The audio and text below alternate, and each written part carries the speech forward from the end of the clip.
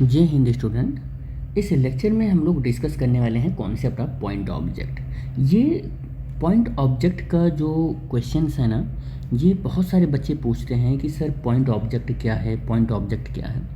और उनको लगता है ना कि पॉइंट ऑब्जेक्ट का मतलब ये है कि एक सिंगल एटम है, इसको पॉइंट ऑब्जेक्ट बोलते हैं। या ऐसा उनको लगता है कि 2 4 6 ऐसे एटम को मिलाकर बहुत छोटा जो बॉडी होता है उसको पॉइंट ऑब्जेक्ट बोलते हैं। उनको ऐसा लगता है, मतलब उनको ऐसा लगता है बच्चों को कि छोटे छोटे जो पार्टिकल्स होते हैं उनको पॉइंट ऑब्जेक्ट बोलते हैं।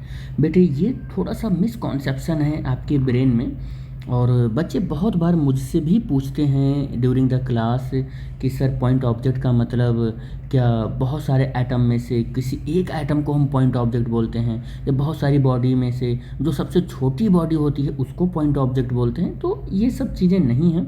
पॉइंट ऑब्जेक्ट एग्जैक्टली होता क्या है, मैं एक एग्जांपल से आपको बताने की कोशिश करता हूँ, आपको समझ में आ जाएगा कि पॉइंट ऑब्जेक्ट क्या है। सपोज कर लेते हैं कि ये है बॉम्बे, ये क्या है बॉम्बे, ठीक है। और ये है सपोज कर लेते हैं कि दिल्ली, ठीक है, क्या है दिल्ली। अब आप बॉम्बे से दिल्ली आते हो, ऐसे सपोज कर लेते हैं कि ये डिस्टेंस कितना है। ये डिस्टेंस अप्रॉक्सीमेटली मुझे एग्जैक्टली तो मालूम नहीं है, फिर भी मैं मान कर चलता हूँ कि 2000 किलोमीटर, मैं मान कर चलता हूँ इतना किलोमीटर है, इतना किलोमीटर है। अब 2000 किलोमीटर को ज़रा मीटर में बदलो तो आप ये पाएंगे कि 10⁻³ मीटर, या और इसको हम देखेंगे तो अप्रॉक्सीमेटली कुछ इस तरीके से अगर आप लिखेंगे तो इतना मीटर आ जाएगा। अब एक बात बताना, मैं इस डिस्टेंस को थोड़ा सा और एक्सप्लोर करके अगर लिखूं तो कुछ इस तरीके से आप पाओगे, कुछ इस तरीके से एक लंबी डिस्टेंस मिलेगी आपको, लंबी डिस्टेंस मिलेगी।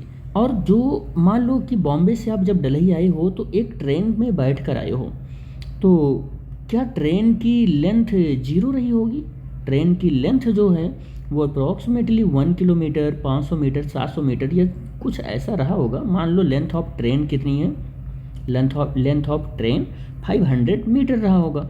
तो जब आप ऐसे ट्रेन से आए हो 500 मीटर की एक लॉन्ग कह सकते हैं कि लेंथ की ट्रेन है, ऐसा नहीं है बहुत छोटी ट्रेन है ये, लेकिन इतना ज़्यादा डिस्टेंस आप ट्रैवल कर लिए हो कि इस ट्रेन का जो पाथ है, इस पाथ के रिस्पेक्ट में जो लेंथ ऑफ पाथ के रिस्पेक्ट में जो लेंथ ऑफ ट्रेन है, लेंथ ऑफ ट्रेन है, लेंथ ऑफ ट्रेन है, वो क्या है, वो लेंथ ऑफ ट्रेन क्या है, नेग्लेजिबल है। क्या है, नेग्लेजिबल है ये, ठीक है।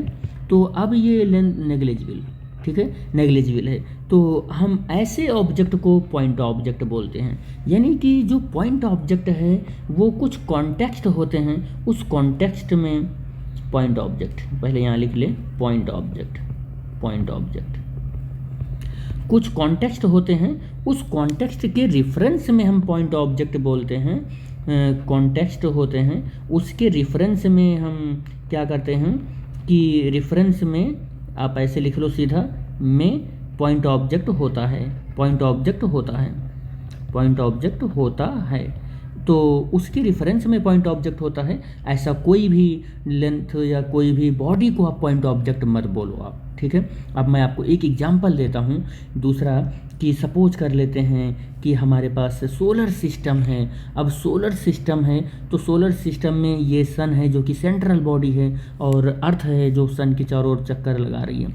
अगर आप अर्थ का रेडियस लिखोगे तो 1400 किलोमीटर है, और डायमीटर लिखोगे तो ये हो जाएगा 0 0 और 8 और 2, इतना किलोमीटर। अब इतना किलोमीटर डायमीटर वाली, इतना किलोमीटर डायमीटर वाली बॉडी को भी सोलर सिस्टम के लिए हम ऐसा ट्रीट करते हैं जैसा कि वो एक पॉइंट ऑब्जेक्ट है। अब आपको पता चल गया होगा कि कॉन्टेक्स्ट में हम किसी स्पेशल टाइप ऑफ कॉन्टेक्स्ट में ही हम किसी ऑब्जेक्ट को क्या बोल देते हैं कि वो पॉइंट ऑब्जेक्ट होता है। बाकी तो 12,800 किलोमीटर की बॉडी को भी हम यहाँ पर पॉइंट ऑब्जेक्ट बोल सकते हैं, 500 मीटर की बॉडी को भी हम कह सकते हैं ट्रेन को भी 2000 किलोमीटर का डिस्टेंस या 1500 किलोमीटर का डिस्टेंस ट्रैवल करता है तो हम उसको एक पॉइंट ऑब्जेक्ट मान लेते हैं। हम बहुत सारे ऐसे कॉन्टेक्स्ट हमारे एग्जाम्पल में हैं जहाँ पर हम बहुत बड़ी से बड़ी बॉडी को भी पॉइंट ऑब्जेक्ट मान लेते हैं, छोटी सी छोटी बॉडी को भी हम बहुत बड़ा मान लेते हैं। तो कुछ कॉन्टेक्स्ट होते हैं जिसमें हमें पॉइंट ऑब्जेक्ट मानना होता है, और वो पॉइंट ऑब्जेक्ट का मतलब क्या होता है कि if the distance is very large with compare to the observation, ठीक है, ऑब्जर्वेशन पॉइंट के कंपैरिजन में हम ये देखते हैं कि जहाँ से हम ऑब्जर्वेशन ऐसा आप समझो कि जहाँ से हम ऑब्जर्वेशन ले रहे हैं, उस ऑब्जर्वेशन जहाँ से हम ले रहे हैं जिस किसी भी बॉडी का, वो डिस्टेंस जिस बॉडी का ले रहे हैं वो इतना ज़्यादा है कि फिर उस बॉडी का जो लेंथ है, मान लो कि यहाँ से ये डिस्टेंस हम जो ले रहे हैं, इसका ऑब्जर्वेशन जो हम ले रहे हैं, तो इस बॉडी का लेंथ इतना छोटा है इस डिस्टेंस के रिस्पेक्ट में कि हम उसको पॉइंट ऑब्जेक्ट मानकर चल रहे हैं। आप कभी कभी देखे होंगे ना कि सन को भी पॉइंट ऑब्जेक्ट मान लेते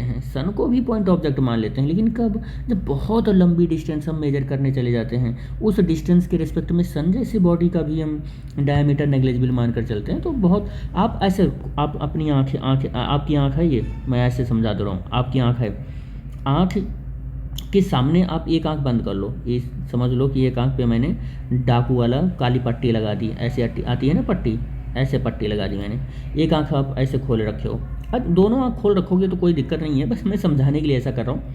अब इस आंख से दूर एक उंगली, अपने राइट हैंड लेफ्ट हैंड की एक उंगली आंख से दूर लेकर जाओ, तो आप देखोगे कि उस एक उंगली बहुत धीरे धीरे, अगर आप एक बच्चा ही दूर लेकर जाए अपनी एक उंगली, तो दिखना बंद हो जाता है दूर जैसे जाता है।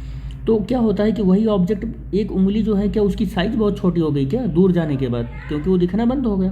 तो ऐसा तो है नहीं कि उसकी साइज़ छोटी हुई है, डिस्टेंस इतना ज़्यादा बढ़ गया है कि विजिबिलिटी कम हो गई है, लेकिन वही उंगली धीरे धीरे आँख के पास, एकदम आँख के ऊपर ले आए, तो वही ऑब्जेक्ट, वही उंगली क्या होती है, आपको देखना बंद कर देती है, इतना अपनी आँखों को ढक लेती है, आपकी आँखों को ढक लेती है। अब वही उंगली कैसे लगने लगती है कि ऐसा लगता है जैसे कि वो इनफाइनाइट लेंथ की है, कैसे लेंथ की है, एक इनफाइनाइट लेंथ की है। तो क्या है, उस उंगली की साइज़ बढ़ गई क्या? नहीं, उंगली की साइज़ नहीं बढ़ी। आपका क्या हुआ कि रिलेटिव डिस्टेंस बढ़ रहा है उस उंगली को ऑब्जर्वेशन करने का। तो जब दूर चला गया तो वही बहुत छोटी दिखने लगी, बहुत पास चला गया तो बहुत बड़ी दिखने लगी। तो यही कहने का मेरे मतलब है कि जब डिस्टेंस बहुत बड़ा हो जाता है तो बहुत बड़ी से बड़ी बॉडी को भी हम पॉइंट ऑब्जेक्ट लाइक बिहेव करने मतलब सोचने लगते हैं। तो किसी कॉन्टेक्स्ट में हम किसी बॉडी को पॉइंट ऑब्जेक्ट बोलते हैं, ना कि कोई ऑब्जेक्ट बहुत छोटा हो तो हम उसको पॉइंट ऑब्जेक्ट बोलते हैं। आई होप आपका ये डाउट जो है वो दूर हो गया होगा। बहुत सारे बच्चे पूछ रहे थे कि पॉइंट ऑब्जेक्ट क्या है, और बेसिकली जब हम ये मोशन इन स्ट्रेट लाइन जब चैप्टर स्टार्ट कर दिए तो मुझे तुरंत याद आ गया कि इस क्वेश्चन को भी कवर करना है, तो हमने इस लेक्चर में कर दिया, जो कि यहाँ पर मैं मेंशन कर दे रहा हूँ कि लेक्चर नंबर ये क्या हो जाएगा, 4 हो जाएगा, जिसमें हमने आंसर किया आपको कॉन्सेप्ट ऑफ पॉइंट ऑब्जेक्ट का।